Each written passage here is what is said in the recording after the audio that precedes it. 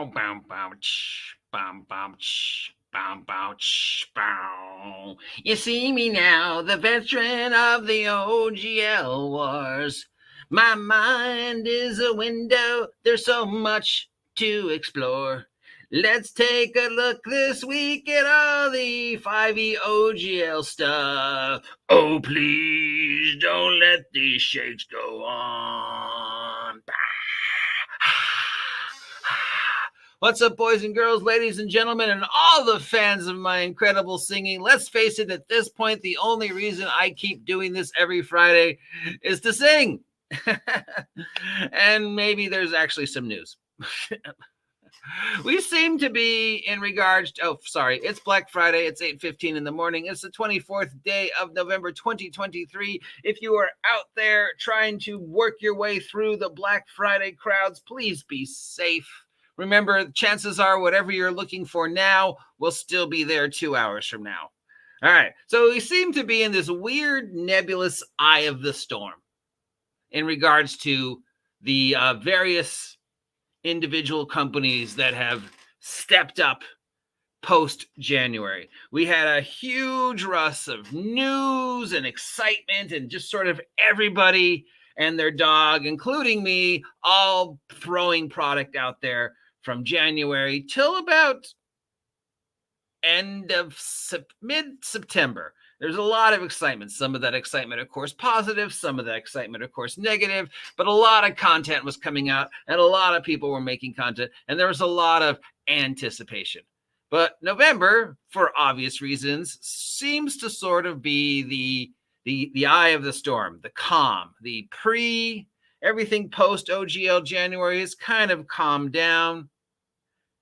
And the anticipation, excitement / frustration with what's going to happen in 2024 sort of is there, but it really hasn't bubbled up yet. I mean, we are maintaining our usual level of optimism about the ones we're optimistic about and pessimism, but we do seem to be in sort of that weird nebulous, well, the holidays are coming up thing. So, that was a minute of me blabbering to basically say I don't expect a lot of news this week or for a while now. I think we know everything we're going to know, and we're probably not going to know a lot more until January, especially with PAX coming up.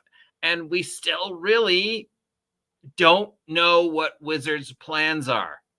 I mean, we know what they claim their plans are, but as we have seen throughout this year, even with Wizards puts something down in writing on D&D Beyond and says this is 99% what we're going to do, we can't count on that because they've already thrown a couple curveballs at us this year, and we can only assume that whatever it is they claim that they have planned for next year, we can't really trust that. So for somebody like, Troll Lord or anybody else who, if Wizards is the barometer from which the rest of us sort of judge how we're going to steer, it's very frustrating because we cannot count on anything that Wizard says. So if you're a party like Troll Lord Games or Level Up or Cobalt or whatever, you're like, I don't know what to do. I don't know what to do. Yeah. So it makes a very difficult time even more difficult because we don't know what the enemy has planned. All right.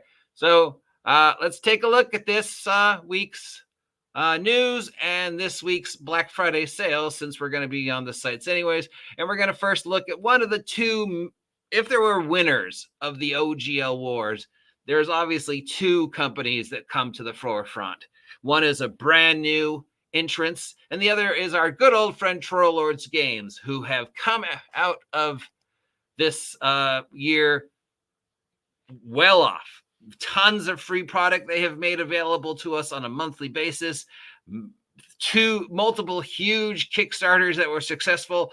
Finally getting the ability to publish the long lost, tied up in infinite whirlpool of legal mumbo jumbo Gygax stuff. We saw the Castle Zaggy Kickstarter kicked major ass, and people got copies, including me. I got my free gift copy, which I'm incredibly grateful for.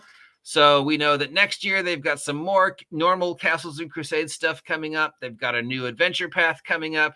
They've got some new updates to the world, and they've got the rest of the Gygax stuff, starting with the Kickstarter for the Hermit, which is a very mysterious Gygax product. So it did exist.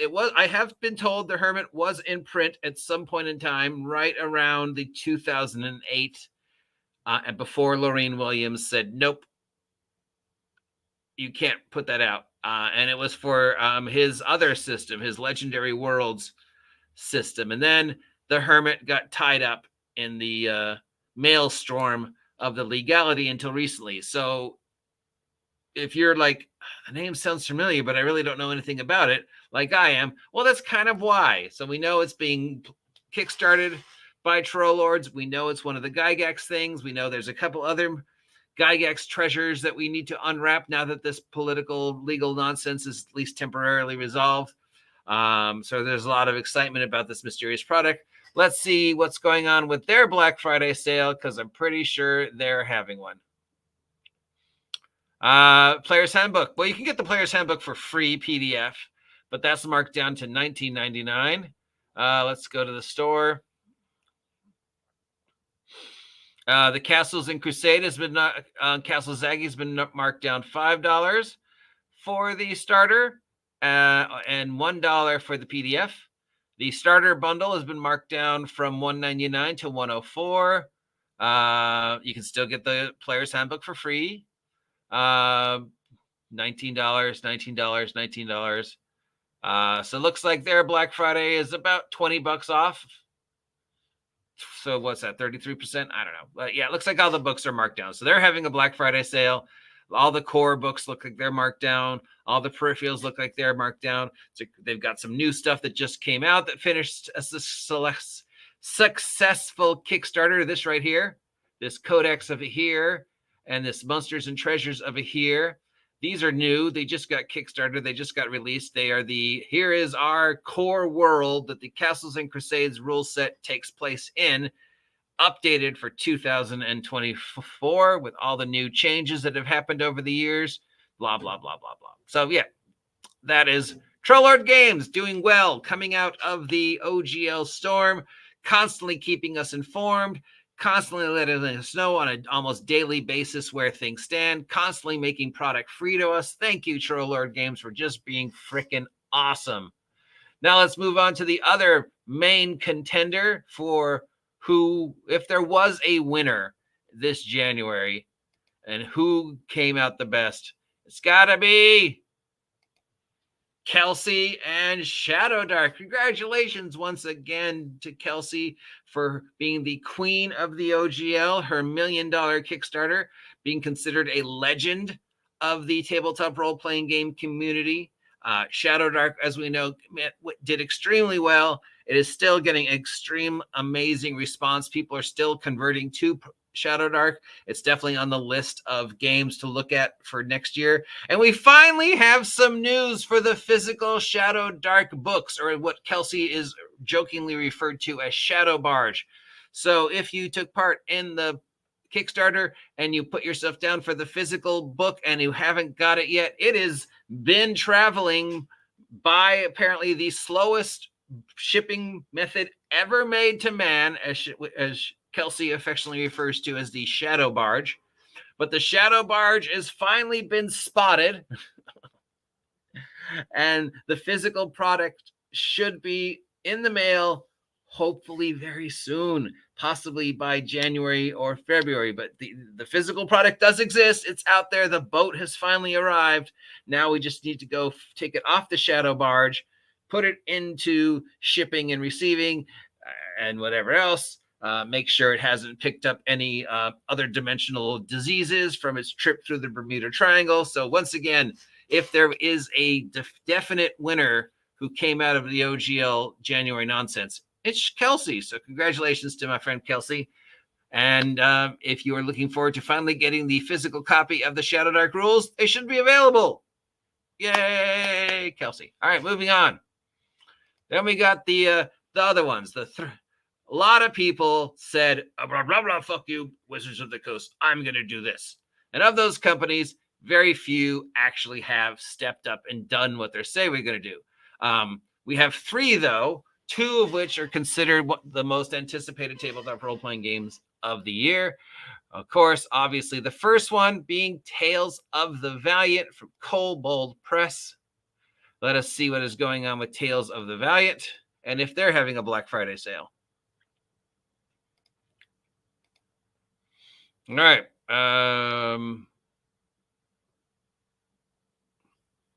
Site hasn't changed. Reference stock is still the same. Example characters are still the same. Pre-orders are still the same. You can pre-order it now for $129.99, so no markdown for Black Friday. That gets you the Monster Vault and the Player's Vault. Tales of the Valiant is the 3rd most anticipated tabletop role-playing game of the year by the people who decide these things. Now, mind you, saying something is the most anticipated tabletop role-playing game of the year means nothing. I mean, Blade Runner was the most anticipated tabletop role-playing game of 2022, and what happened with that? So the people who decide this there's no algorithm or, gigantic computer with a predictive AI going, I predict that this is game that's going to be the most. No, it's just basically emotional and feeling response. There's no math behind this. So to say this is one of the most anticipated tabletop role-playing games in the year,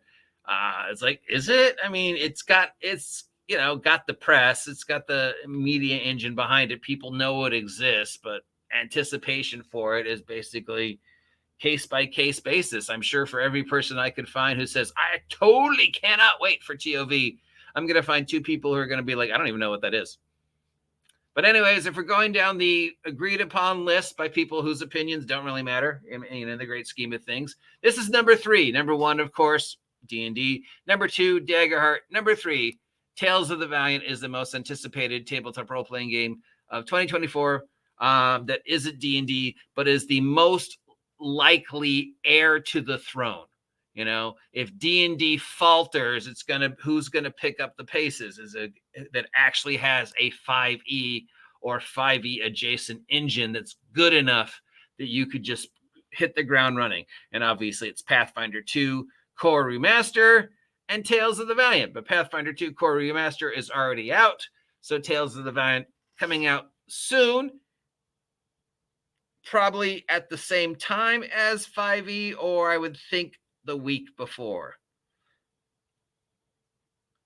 I keep saying this, how do you judge? Do you release it before? Do you release a product before 5e comes out and, in the hopes that you can divert the stream, divert the attention, maybe even, get a few mistake buys and people click yours thinking it was the other thing?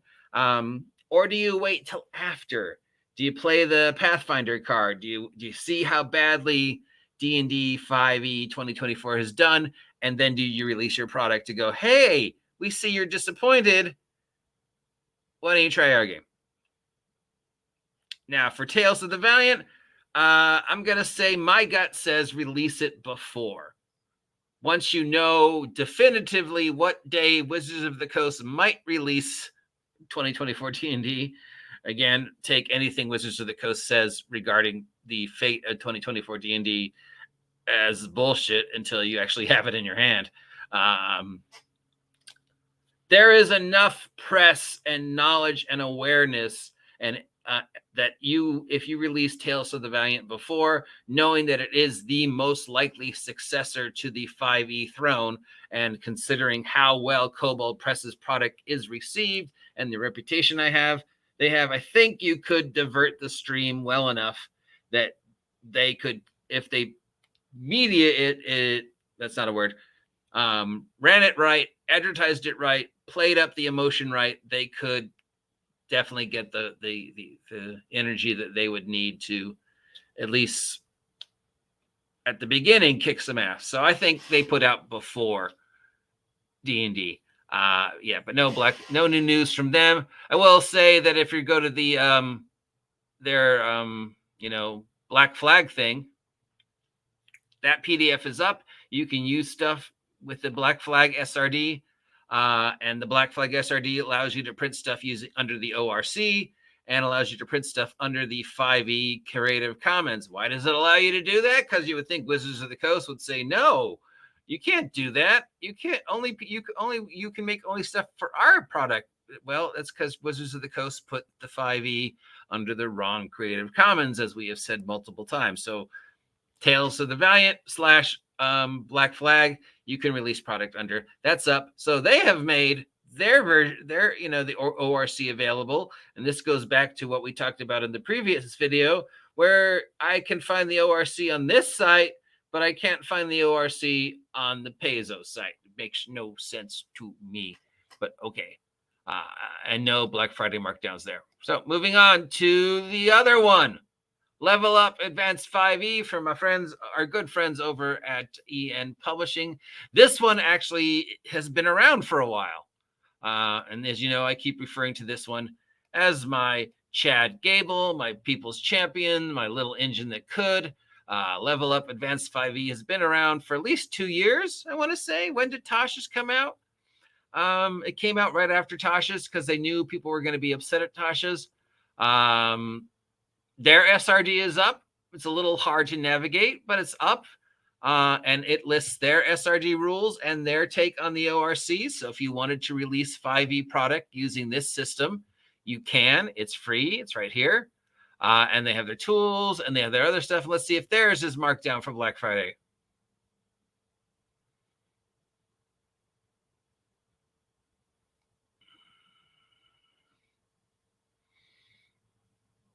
Yeah, it looks like about $20.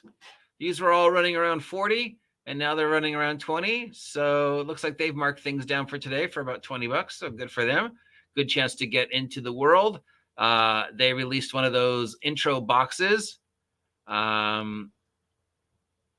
So that's available too, where it has the quick start and some suggested characters and some maps, the box things. We love the box things. Dice, some other bits and bobs. So, yep. So this is already out. This has been for a while. They constantly post new information almost on a daily basis. They are consistently doing the work. They maybe don't get enough of a recognition as a Tales from the Valiant does or Pathfinder does. But they just, that's why I keep saying they're my, they're the people's champion. They're the mid-card champ. They're the Chad Cable. They just do the work, and the work is consistently good. So if you're interested in the 5e product that already is out there you go. And finally, Matt Colville. For the longest time, we were waiting to see what Colville was going to do. And he has announced that you can sign up to get news on when the Kickstarter starts and the playtest starts by going to the Matt Colville site at backerkitcalltoaction.com. The name of the game is still being referred to as the MCDM Tactical Heroic Cinematic Fantasy Role-Playing Game. And from everything we have heard, it is more, let's take the best of 4E and let's take the best of 5E and make a much more tactical cinematic game. And it has a lot to do with movement and time and initiative. If you remember 4E, movement, time, initiative, and battlefield control were all major elements of 4E, which worked once you finally understood them. But, in regards to 4E, it was horribly laid out. And it took a long time to figure out how the math works. And then once you figured out the math works, it was very intuitive.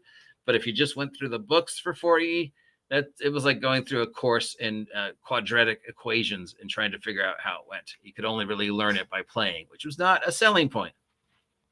And speaking of 4E, let's head over to D&D Beyond and see if anything has changed. Nope, we have not updated anything on D&D Beyond since the Bastions and Cantrips. Now, we know we have some new news from them, and it's very unusual how they hide the news. I find this interesting. I don't know if this is intentional, because they figure, well, third-party people are going to do it anyway, so why do we need to do it? Or is it just another example of how dumb they are? But if you go to here and you dig through here,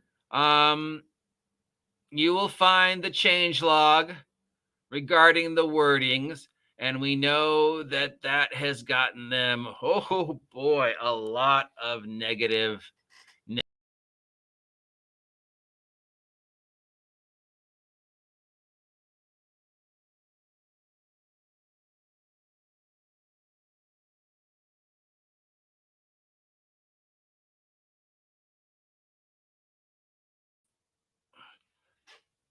That's out there, as you know. I don't know what just happened there, but I was temporarily suspended. So if you want to go to D&D Beyond and check out the thingy, and check out the wording, you can. If you want a more in-depth look at the wording and the changes and how people are reacting to it, you can go to my good friend Double D, Diversity and Dragons, who did a huge thing on it the other night. Let's just head over there real quick. So if you go to YouTube, Diversity and Dragons, right here is a huge live stream the other night talking about the literacy changes that Wizards of the Coast has made. It's interesting that on the actual Wizards of the Coast D&D Beyond site, you actually have to dig to find it. And again, was that intentional? Because Wizards of the Coast is figuring, oh, well, you know what? Bell of Lost Souls and Polygon and Morris and all these other guys, they're going to report on it. And then the YouTubers like Tanker and Diversity and OGGM, they're going to report on it. So they're going to do our work for us so we can be lazy and it's just on there, but we don't have to talk about it. Or was it just a usual example of the Wizards of the Coast laziness where it's just, hey, Steve, put this up on the website so people knows we changed the wording so nobody goes on and then gets upset about it. And Steve was like, oh, okay, I put it on. Did you put it on someplace where people could easily see it and we won't receive any negative feedback? I mean, yeah, it's on the site. Okay. Now, has there been negative feedback from this? Yes, there has. Has there been positive feedback from this? Yes, there has. Was there negative feedback about the way Wizards of the Coast presented it? Surprisingly, yes. Not only were people upset about the word changes and how stupid they were, there were several people who do what I do, who went out of their way to inform Wizards of the Coast that, dude, I would think this is important. But where you placed it, it was very difficult to find the information. And I had to wait for somebody else to put it up before I could really go through it because you hit it. On purpose or just laziness?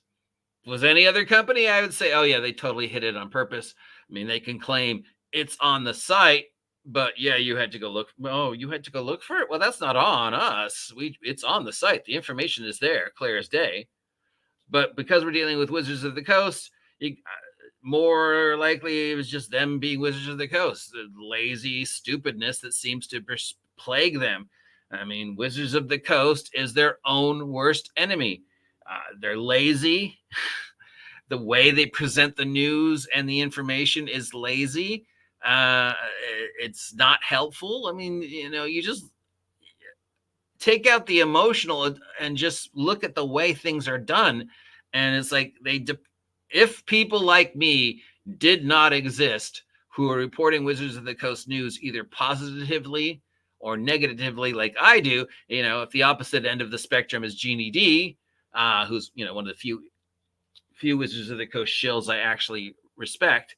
If, Ginny is going to say it positively, the amount of work Ginny would have to do this video is kind of frustrating. And if you're going to like somebody like me who's going to report on the news and be more of a negative about it, again, are you just counting on me and the me's and the genies to do the work for you so you don't have to? Because that's kind of what it feels like. If even when, a pro Wizards of the Coast shill opens up their video going, dude, it was kind of really difficult for me to find this. And I had to wait for somebody else to them post it, and then I had to go through theirs before I could make mine. But I really like what you changed. Yeah.